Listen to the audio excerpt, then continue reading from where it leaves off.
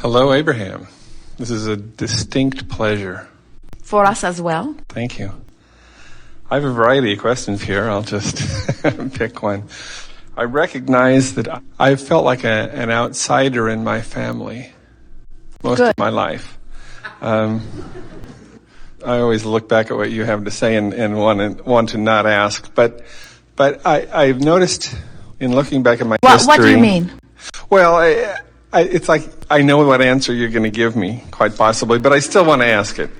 I still have energy around it. We'll do our best to surprise you. Okay. Well, I recognize in myself that I've had an energy of failure, disappointment, that I'm going to disappoint, I'm going to fail. Who are you disappointing? This is the question that is really worth answering, because as you answer that question, you're going to get over it today. Who? Well, I would say in many cases it's me.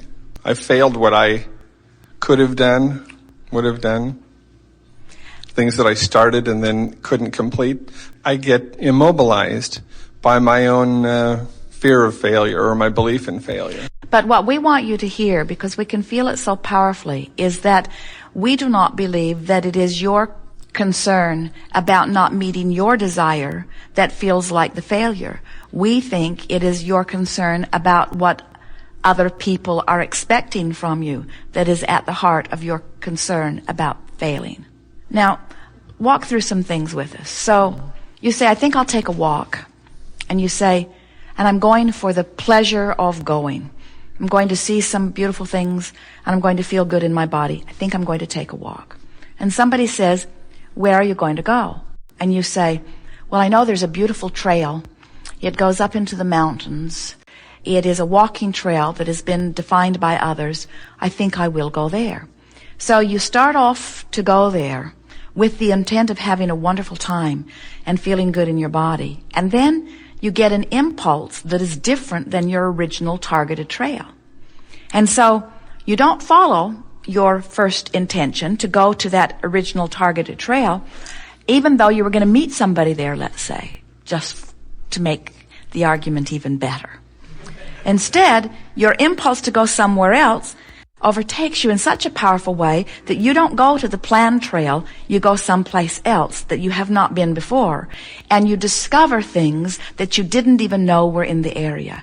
You see new plants blooming that you didn't know were in the area. You see waterfalls that you did not know were there. And you meet some wonderful person that is so uplifting and nice to be with. And in reality, according to your first intention, you have failed that goal because you did not go where you said you were going to go. You didn't even meet up with who you said you were going to meet up with.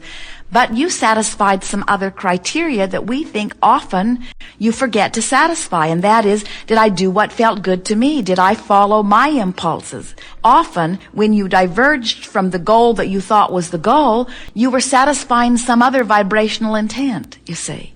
That's what we mean when we say there are no wrong paths. And when you are deliberately trying to find what feels good, you may find yourselves on all kinds of different paths than what you thought you were intending. In physical terms, you all say something that we like very much. You say, be careful what you wish for because you might get it. Or you say, be careful what you think about because you might get it. And we like to say, in the same idea, the universe has endless ways to satisfy your intentions, and the universe knows even better than you do what you're asking for. In other words, those goals you think you're setting are really inferior in comparison to the stream of rockets of desires that have been blasting out of you preference by preference by preference by preference. You do not have to sit down and write out a goal statement in order for the universe to know who you are and what you're reaching for. When someone is rude to you, you launch an intention that you'd like to meet nicer people. If you are unkind to someone, you launch intentions that you would like to be more of an uplifter to others. When you are confused, you launch intentions to be clearer. When you don't feel good, you launch intentions to feel better. When you worry about age, you launch intentions to know your eternal youthfulness. In other words, you're constantly launching these intentions, and every one of them is valid, and every one of them is encoded with your vibration, and every one of them is held in vibrational escrow, and every one of them is calling you, calling you, calling you. And sometimes what you call diverging from your goal or from your path path is at another level going toward something that is calling even stronger, you see. Oh, that was so good. That's why we want you to get in touch with who you are and start reaching for what feels better. Because in the majority of cases, when you say, I'm a failure in that I did not meet my goal, we say, there were goals that you didn't even know you set that were calling you in a stronger fashion. And we would say that you are an abject success. Yes. Hear that and know that. And never again use somebody else's standards. Now, it's something else altogether if you're saying to us, I feel a lot of pain and I don't feel much joy these days. We don't think that's the case. But we want you to realize that connection to source energy doesn't always feel like bouncing off the wall enthusiasm. In fact, sometimes that bouncing off the wall enthusiasm is wanting something you don't quite believe, and that edgy feeling is not the alignment that you really think that it is. Being connected to source energy feels like, oh, that's interesting. Let us say it in another way.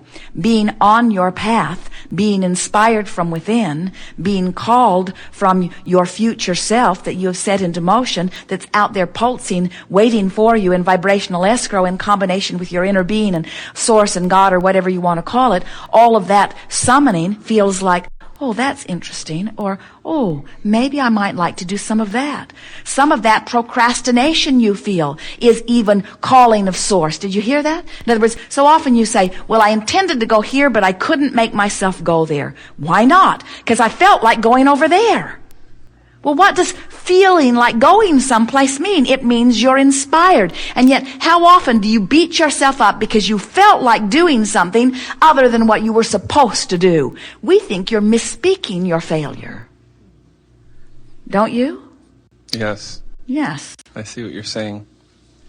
That's why we offer so many words, wanting to get your attention, to help you to see that so many of the standards that have been placed by society and religions and well-meaning others have rendered you desensitized to the guidance that is coming forth from within. And we just don't want you to disregard that guidance, or worse than that, label it failure or label it procrastination when it isn't. Big difference between what I feel like doing and what I should do. And we can feel many of your goals wrapped up in the shoulds rather than that in what feels good, you see. Mm-hmm. And don't misunderstand us. It feels good to have success in all subjects. But we would let the true measure of success be, how good do I feel? Not how much have I accomplished by other standards, not how big is the pile of money that I have stashed somewhere, not how big is my house or how many toys or tools do I have in my workshop. We would let the measure of success be, how easily and quickly can I bring myself from this moment to the next into a place of adoring my life experience here and now? How easily can I relax into accepting the goodness of my being, and therefore the gifts that flow? As Jerry and Esther came down on the elevator just now, there was a beautiful little girl, about 6 or 7 years old, perched at the edge of the stream, right outside the elevator, enjoying completely what she was focused upon in the water. And Jerry spotted her and said, almost gasped it, it just sort of flooded out of him, how beautiful she is. And what he was beholding was her absolute at oneness with her moment. And as she felt him, she looked up as if he had called her name, and then shied away just a little bit and waved.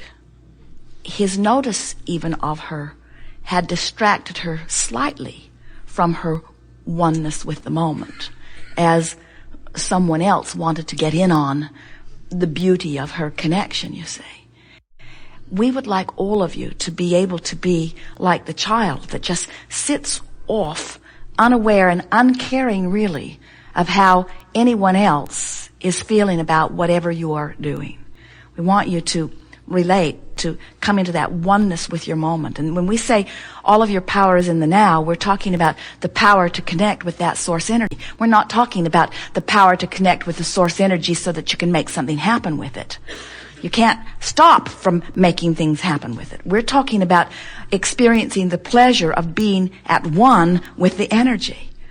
People often think that when they connect with Source, that then they'll take that power and they'll heal someone with it, or they'll take that power and they'll create an empire, or they'll take that power and they'll change the world in some way.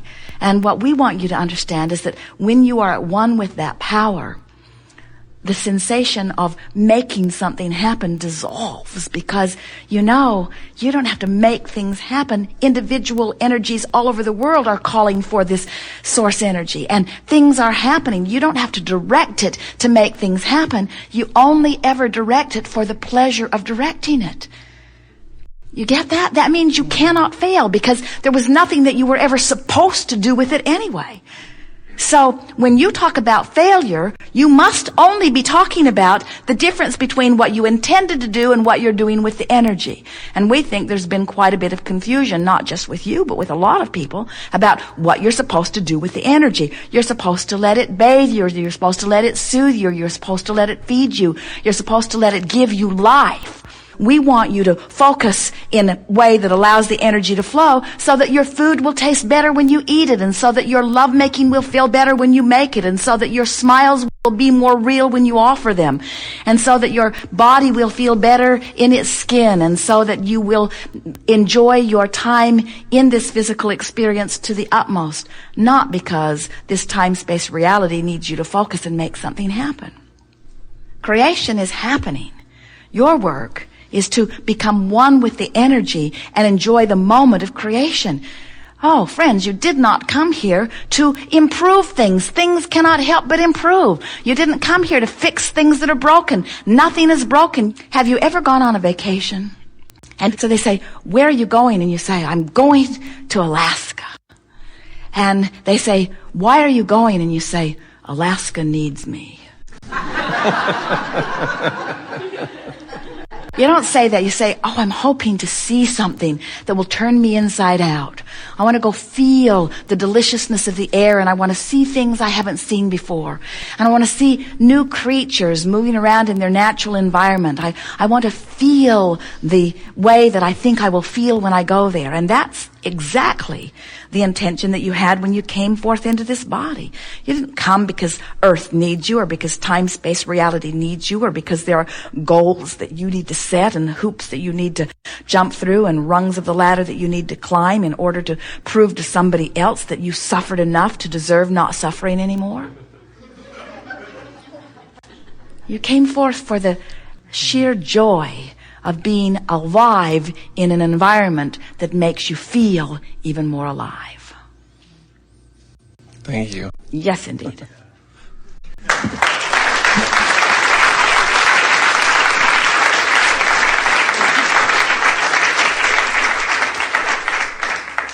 So they say, do you have goals? And you say, yes. And they say, what are they? And you say, to feel really good. Do you have goals? Yes. What are they? To be happy. Or, do you have goals? Yes. I want the sweet relief of revenge. But in every case, I want to feel as good as I can feel now. Yes. We always enjoy interacting with you. It is always satisfying to us to see you begin to achieve vibrational alignment with that which has been held in vibrational escrow for you. We like it when you don't need manifestations in order to feel good, but we also enjoy the thrill that you receive in the receiving of manifestation. But we would like you, from this point forward, to see the things that manifest as testimony or evidence of your alignment with the energy that is really you. In other words, let the alignment be first and foremost, and let everything else be secondary. And it is our promise to you that not only will you have a joyous journey, an eternally joyous journey, but everything that you have ever imagined flows easily and effortlessly into your experience. There is nothing that you cannot be or do or have. But your dominant intent is to be joyful. The doing and having will come into alignment once you get that one down.